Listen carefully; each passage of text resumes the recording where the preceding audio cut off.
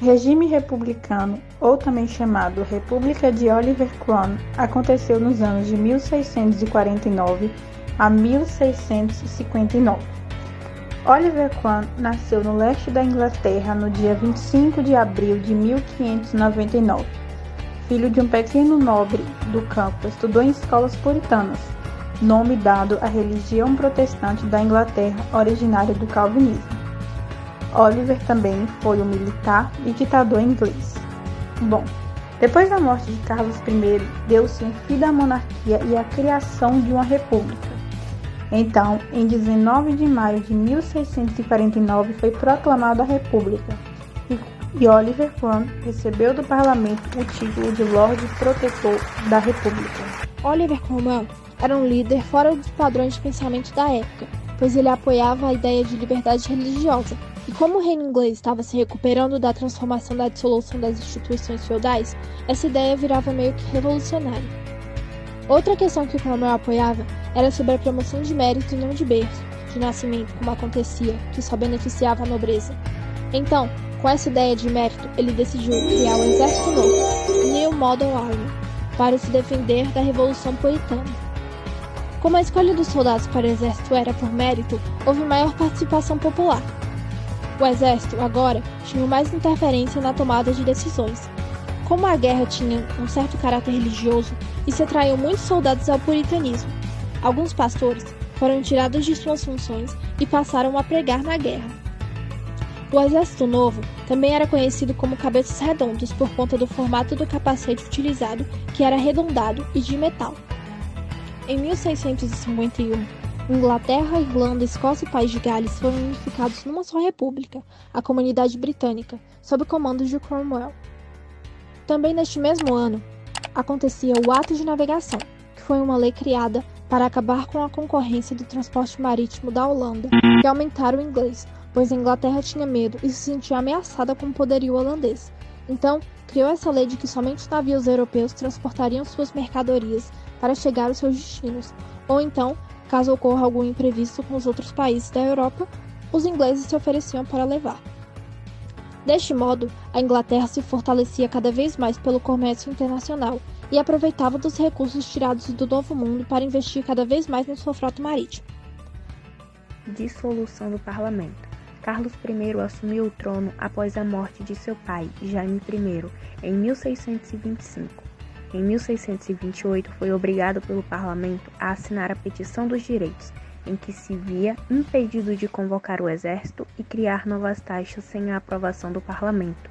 A medida visava proteger a população da imposição de tributos e detenções ilegais.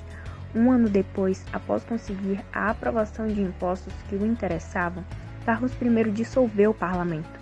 Quase 10 anos depois, em 1640, foi obrigado a reconvocá-lo para obter fundos necessários ao financiamento de uma ação militar contra rebeliões que ocorriam na Escócia.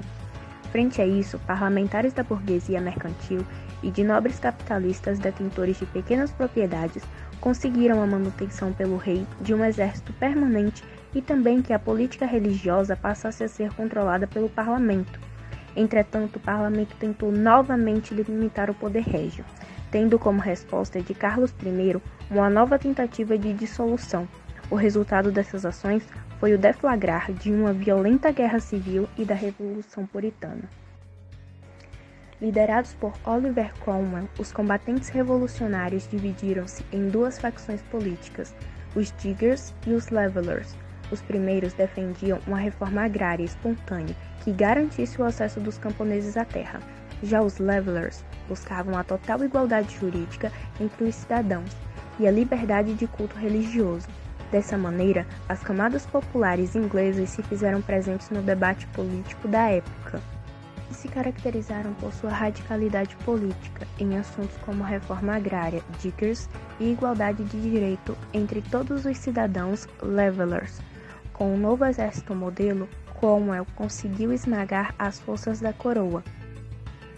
A Guerra Holandesa foi executada inteiramente no mar, entre a Comunidade da Inglaterra e a República dos Países Baixos, causada pela disputa de trocas de mercadorias. Começou com os ataques ingleses contra os navios mercantes. holandeses, expandindo para as ações em frota. Ao final, a Inglaterra ganhou controle dos mares próximos às Ilhas Britânicas, forçando os holandeses a aceitarem o monopólio inglês sobre as trocas com as colônias inglesas e escocesas. Sobre o lote protetor e a República de Cromwell.